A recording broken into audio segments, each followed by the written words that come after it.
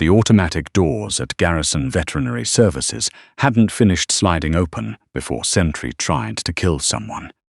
He came through the entrance at the end of a steel-reinforced lead, 42 kilograms of Belgian Malinois wrapped in a battered tactical vest and a wire basket muzzle that his handler had cinched to the last notch. The growl preceded him into the lobby, a low, rolling thing that resonated in the chest before the ears could fully register it. And the receptionist at the front desk, a young man named Elliot, who had worked there for 3 years and believed himself unshakable, pushed back in his chair without quite realizing he'd done it. At the other end of that lid was Master Warrant Officer Fletcher Dodd. He was a compact, relentless-looking man in his early 40s, built the way working structures are built, for function before form. His Canadian Forces service dress was pressed sharp, but his eyes were wrong for the rest of him. They were the eyes of someone who hadn't slept more than a few hours in weeks, threaded through with the particular exhaustion that has nothing to do with rest and everything to do with dread. His grip on the lead was white-knuckled and absolute. "Back up," he said, and there was no request in it. It was the kind of voice that had given commands in places where being misunderstood could get people killed. "Everyone back up, right now." The staff in the lobby didn't need to be told twice. A clinic assistant pressed herself against the far wall. The receptionist rolled his chair until it hit the filing cabinet behind him. Only Dr. Annika Borrell, head veterinarian at Garrison, held her ground, 2 careful steps back, hands open and visible at her sides, her face perfectly controlled in the way of someone professionally trained to absorb chaos without transmitting it. Sentry fixed his amber eyes on her and lunged. The force of it nearly took Fletcher off his feet. The lead went rigid as a bar between them, and Sentry's jaws snapped against the wire muzzle with a sound like a steel trap triggering, sharp, hollow, ringing off the tiled floor. The dog's claws scrabbled against the linoleum as he pressed his attack, all 42 kilograms, driving toward the woman in the white coat. Dr. Borrell didn't flinch. She simply stepped back one more careful pace and kept her hands still. "He's in full reactive mode," she said, more to the room than to Fletcher. "We're not going to be able to examine him like this." "You think I don't know that?" Fletcher yanked the lead and pulled Sentry back against his left leg. The dog didn't settle. He began to spin in tight, frantic arcs, checking the corners, scanning the ceiling, his breathing coming in harsh, uneven pulls. "I told the base veterinary officer that bringing him here was a mistake. He doesn't do clinics anymore. He doesn't do."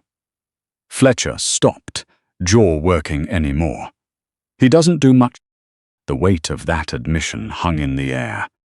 What had brought Sentry and Fletcher Dodd to Garrison Veterinary Services at CFB Petawawa on a grey Tuesday morning in October was a single IED detonated on a dirt road outside a village in Mali 11 weeks prior. The details of the operation were classified, but the physical record was not. Sentry had taken the brunt of a secondary pressure wave that would have shredded Fletcher Dodd's hearing, scrambled his equilibrium, and at closer range likely killed him. The dog had placed himself between the blast and his handler. That was what dual-purpose military working dogs were trained to do, and Sentry had done it without hesitation. He'd come home with lacerations on his right flank, a mild concussion, and what the base veterinarian had initially documented as acute stress response. 4 weeks later, the lacerations had healed. The stress response had not. If anything, it had metastasized into something altogether darker. Sentry had bitten a kennel handler on his second day back. He'd put a base veterinarian in the infirmary for stitches on day 9. On day 22, he'd broken out of his kennel run entirely and spent 4 hours patrolling the perimeter fence before Fletcher arrived and talked him down. The CF Veterinary Board had met. The language in their report was clinical and careful, but the conclusion was unambiguous. Severe, progressive behavioral deterioration, consistent with canine PTSD. No treatable physical cause identified. Recommendation: Euthanasia, pending one final neurological evaluation. That evaluation was today, 1600 hours. It was currently 10:47 a.m. "I'm going to need to sedate him," Dr. Borel said. She turned toward the dispensary corridor. "It's the only way we can get him onto the table and run the imaging." Fletcher's face did something complicated. A muscle moved in his jaw, a brief compression around his eyes that might have been grief if grief were something he permitted himself openly. "You dart him while he's running this hot. His heart rate is going to spike hard on the way down. He's already maxed out. I understand the risk, but I don't have another option. He won't." "Wait." The voice was quiet, not commanding in any theatrical sense, but there was something in the quality of it that cut through the tension the way a specific frequency cuts through noise. Clean. Certain. Everyone turned. Cecily Varga was standing beside the digital weight scale in the corner of the lobby, where she had been standing for the past 6 minutes without anyone noticing her. She was 28 years old, junior veterinary technician. 8 months at Garrison Vet Services. Her dark hair was pulled back in a practical braid. Her green scrubs were unremarkable. She was the sort of person who could be in a room for a long time before people registered her presence, not from any lack of substance, but because she had never needed the room to notice her. She was looking at Sentry's right shoulder. She was watching the way the tactical vest's right buckle rode up against the dog's neck every time Hunter turned his head to the left. She was watching the way his right foreleg carried weight slightly differently than the left. Not dramatically, not enough to call it a limp, but a differential that spoke of compensation. She was watching the precise geometry of where the vest's reinforced chest panel pinched, right at the edge of what she suspected was healed-over tissue. "Cecily." Dr. Borel's tone shifted to the particular register reserved for stopping someone from doing something irreversible. "Step back behind the counter." Cecily didn't step back. "You're holding the lead too tight, Warrant Officer Dodd," she said, taking a slow step forward, hands open at her sides, palms turned backward. "The buckle on the right shoulder strap is pressing into scar tissue directly over the brachial nerve cluster. Every time you shorten the lead, you shift the vest, which drives the buckle deeper into the same spot that healed wrong after the blast." The silence that followed had texture. Fletcher stared at her. "He had a full field medical evaluation when we landed. They cleared him. Field checks look for penetrating wounds." Cecily kept moving. One slow step, a pause, another. She kept her eyes averted, focused on the middle distance to Sentry's right, rather than meeting the dog's direct gaze. They don't always catch how scar tissue can form directly over a nerve bundle in the weeks after a traumatic event. And they don't check what happens when a working dog is in harness for 16 hours a day and a buckle is grinding against that same spot, over and over, for months. Sentry's growl shifted in register, still present, still a constant vibration, but the cadence had changed. His head moved fractionally in the direction of her voice. "Cecily," Dr. Borel was sharper now, "that animal is not safe." "If you dart him right now with his adrenaline this elevated," Cecily said, still not stopping, "you're risking cardiac arrhythmia on the way down. His resting heart rate right now is probably twice what it should be." She paused. "Give me 30 seconds." Dr. Borel did not lower the dart gun, but she did not raise it either. Fletcher's eyes moved from Cecily to his dog and back again. He tightened his grip on the lead, instinctively, and Sentry flinched. Just a microsecond of it. A barely there recoil at the moment the lead went taut. The kind of thing you'd only catch if you were already watching for it. Cecily had been watching for it. She stopped 3 feet from Sentry, the dog's attention locked onto her. His weight shifted forward. His lips peeled back, and the muzzle wire pressed into the dark gum line above his teeth. Then Cecily exhaled. Not a word, not a whistle, a rhythmic breath sequence. 3 short clipped exhales in tight succession, followed by one long slow release. 3 and 1, 3 and 1. It was the stand-down cadence, the breath signal that CSOR and JTF2 handlers used with their canine partners to communicate in situations where voice commands would compromise a position, that the mission was over, that the threat had passed, that it was safe to come home. Fletcher Dodd went completely still. Sentry's growl stopped. Not faded, not wound down gradually, stopped, like a switch. The dog's ears, which had been pinned flat against his skull, rotated forward. His weight, which had been driving toward an attack, shifted backward onto his haunches. He made a sound that was entirely new to the room, a confused, breathless chuff like an animal trying to reconcile two contradictory pieces of information at the same time. "How do you know that signal?" Fletcher's voice had dropped to something barely above a whisper. Cecily didn't answer him.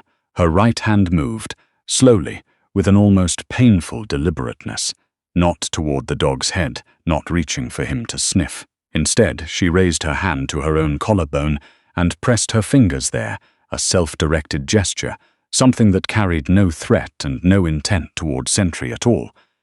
Just a person touching her own neck. Something neutral to watch. Sentry watched it anyway.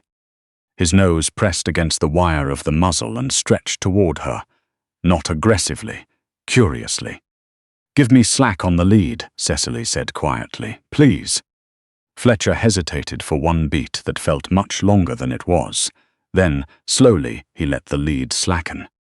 Cecily's hand moved from her own collarbone to the buckle on Sentry's right shoulder strap. Her fingers found the quick-release mechanism, a double-press system, the kind that required deliberate force to avoid accidental activation in the field. "Don't," Fletcher said, his voice cracked. "He hates having his gear touched." Cecily looked at him directly for the first time since she'd stepped forward. "He doesn't hate his gear," she said. "He hates what his gear is doing to him." She pressed the release. The strap came away from the right side of the tactical vest with a soft mechanical click, and the weight of the chest panel redistributed leftward, taking the buckle with it, lifting it completely clear of the scar tissue on Sentry's right shoulder. What happened next would be replayed by everyone who witnessed it for years, in the particular way that people replay things that rearrange their understanding of the world. Sentry's right shoulder dropped. Not fell, dropped, in the slow, deliberate way of something releasing a grip it had held for a very long time. His entire right side seemed to unwind from the inside out. The rigid posture that had made him look like a coiled weapon simply dissolved. His hindquarters went first, folding to the floor, and then the rest of him followed. All 42 kilograms of trained military working dog collapsing sideways onto the linoleum with a sound that was halfway between a sigh and a sob. He lay there for a moment, trembling. Then he dragged himself forward on his front paws and pressed the side of his muzzled face against Cecily's knee. The sound he made was not a growl, it was not a bark. It was a long, high, broken series of whines that nobody in the Garrison Veterinary Services lobby had ever expected to hear from a dog who had been assessed as an irredeemable danger to everyone around him. It was the sound of a creature expressing, in the only language available to it, that something that had hurt for a very long time had finally, incomprehensibly, stopped. The receptionist had his hand over his mouth. Dr. Borrell set the dart gun down on the counter. Fletcher Dodd went to his knees on the floor beside his dog. His hands hovered over Sentry's back, uncertain, afraid of what touching him might undo. He stared at Cecily with an expression that had no name. Shock, gratitude, bewilderment, grief, all running together into something that made him look, for just a moment, much younger than 43. "How?" he said, barely functional. "How did you know that signal?" Cecily wrapped one arm gently around Sentry's torso. With her free hand, she rubbed slow circles against his left shoulder, deliberately clear of his right side, clear of the nerve bundle she had been watching for the past 6 minutes. My older brother, she said. Her voice was steady in the specific way of something that has been made steady by practice, from the outside in. Connor was a Seor dog handler. He deployed to Kandahar province 9 years ago with a Belgian Malinois named Talon. She kept her hand moving. Sentry's breathing had begun incrementally to slow. They hit an IED on a route clearance patrol. Talon took the pressure wave and shielded Connor, same as Sentry shielded you. She paused. When Talon came home, he exhibited every single thing Sentry is exhibiting right now. The aggression, the reactivity, the inability to be handled. Everyone called it combat stress. Everyone said he was broken. Fletcher didn't move. He was watching Sentry's face, where the tension was finally, visibly, easing. They put Talon down 6 days after he arrived back in Canada, Cecily said. Connor begged them to wait. He asked them to do more imaging. They told him the behavioral assessment was sufficient. They told him it was the humane thing. Her hand stilled for a moment. 3 days after Talon was put down, the base vet found shrapnel debris in a post-mortem scan. A small fragment lodged directly against the brachial nerve bundle under the right shoulder. It had been there the entire time. Every time Talon was on a lead, every time someone tried to handle him or fit him with his working vest, the fragment was driving against that nerve. It wasn't psychological trauma, it was physical agony. She exhaled. He wasn't broken, he was hurting, and nobody was listening to him. The lobby was so quiet the hum of the fluorescent lighting overhead was audible. Connor never came back from it. Not really. He blamed himself for years, for not fighting harder, for not finding the right words to make someone listen to him about his dog. A brief compression of her jaw. He died in a highway accident 2 winters later, fell asleep at the wheel on the 17. Those of us who knew him understood what that meant. Fletcher closed his eyes for a moment. When he opened them, he looked at Sentry, and then at Cecily, and something in his expression had shifted irrevocably. I've been yanking him back on that lead for 11 weeks, he said. His voice had lost all its professional armor. Every time he reacted, I pulled him tighter. I thought I was controlling the situation. I thought I was. He stopped. I didn't know what I was doing to him. You couldn't have known, Cecily said. It wasn't cheap absolution. It was a plain statement of fact. Shrapnel debris against a nerve bundle doesn't appear on a standard field X-ray. You needed targeted imaging with specific parameters, and nobody ordered it. She met his eyes. It's not your fault, Warrant Officer Dodd, but it is fixable. The glass doors slid open. The man who walked through them wore the rank of a major, with the shoulder flash of a unit that most people in the building would have recognized and very few would have questioned. He was somewhere in his mid-50s, as square-jawed, with grey at his temples, and the particular way of moving common to people who have spent decades entering rooms without announcing themselves. He was carrying a thick manila folder under his left arm. Major Dougal Ness stopped just inside the lobby. His gaze swept the room once.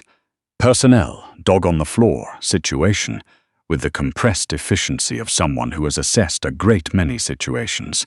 Then his eyes found Cecily Varga and stayed there. You're Connor's sister, he said. Cecily went very still. Sentry lifted his muzzled head toward the door, but did not growl. How do you know my brother? Cecily said. Major Ness crossed the lobby at a measured pace. He looked down at Sentry for a long moment. At the dog lying quietly against a junior vet tech in green scrubs, the aggression dissolved as if it had never existed, and something in his face compressed and then released. 9 years ago, he said, I commanded the vehicle convoy on the route clearance patrol in Kandahar, where Talon was injured. Your brother and his dog cleared 300 meters of that road ahead of my levy. He paused. The device that caught them was the one that should have taken my vehicle apart. Connor applied a tourniquet to my driver's leg under fire. Talon was already back up, still trying to work before the medevac arrived. Another pause. By the time I was out of hospital, Talon had been put down. I've spent 9 years trying to get the post-mortem documentation out of the CF Veterinary Review Board. He held out the folder. Cecily took it. Her hands were not quite steady. The fragment report was classified during the post-action review, not deliberately, but bureaucratically. The way things get buried in a system that is very large and moves very fast and very rarely looks backward. Ness watched her open the folder. I found it 14 months ago. I've been working with the CF Animal Medicine review process since then. Talon's case is now officially on record as a misdiagnosed pain response, not a behavioral disorder. Your brother was right about his dog. He was right the entire time. The words landed in the room like something physical. Cecily stared at the documents in her hands. Field medical logs, post-mortem imaging reports, a specialist's analysis from a veterinary neurologist at the University of Guelph, who had been brought in for the formal review. She could see Talon's name, and the date of euthanasia, and the clinical language describing a metallic fragment, 4 millimeters, lodged against the right brachial plexus. The notation said in plain language what Cecily had suspected for years without ever seeing written down. Significant nerve compression consistent with chronic neuropathic pain, likely presenting as reactive aggression, underhandling and restraint. Connor knew, she said. She was not talking to Ness. She was not talking to anyone in the room. He knew, Ness said. He just couldn't get anyone to listen in time. Fletcher Dodd had been listening from the floor beside his dog. He looked up at Major Ness with the focused steadiness of a man processing something large. You came here because of Sentry's file. Symptoms were identical, Ness said. I saw the behavioral report 2 days ago. Drove from Ottawa last night. He looked at Sentry, then at Cecily. I was hoping to make a case for expanded imaging before the euthanasia order went forward. A brief pause. It appears I arrived after the fact. Dr. Borrell cleared her throat. She had been standing very still by the dispensary counter, and she spoke now with the deliberate composure of someone who has just had a significant number of professional assumptions reorganized in a short period of time. I'd like to get Sentry into radiology immediately, she said. We have MRI capacity in the back wing. If what Cecily is suggesting is accurate, and given what I just witnessed, I'd assess that as highly probable. We need to know the exact location and nature of that fragment before we do anything else. Yes, Fletcher said quietly. He reached out and put his hand gently on Sentry's side. The dog didn't flinch. He turned his head and looked at his handler, and his tail moved once. A single, slow sweep against the linoleum. The next 2 hours happened with the concentrated efficiency of people who have stopped arguing about the problem and started solving it. Sentry was sedated carefully, a low dose, administered only after his heart rate had returned to a functional range, monitored at each step by Dr. Borrell and Cecily working in practiced, quiet coordination. Cecily Borrell. Cecily answered each time without preamble. Cecily answered each. The MRI images rendered slowly on the monitors in the darkened observation room, where Fletcher and Major Ness stood on either side of Cecily and watched the screen together. Dr. Borrell pressed the tip of her pen to the display. There, she said. Right shoulder, posterior aspect. Approximately 5 millimeters of metallic debris sitting directly against the caudal brachial plexus. The localized inflammation around it indicates weeks of chronic irritation. The nerve bundle is compressed every time the surrounding musculature contracts under load. Any tension transferred across that shoulder, from a harness, from a vest, from a lead pulling the collar forward, amplifies that compression. She exhaled slowly. Every time this dog was handled under restraint, he was experiencing acute neuropathic pain. Not imagined, not a conditioned response. Physical agony. The aggression was the only communication available to him. Fletcher pressed his knuckles briefly against his mouth. Can you remove it?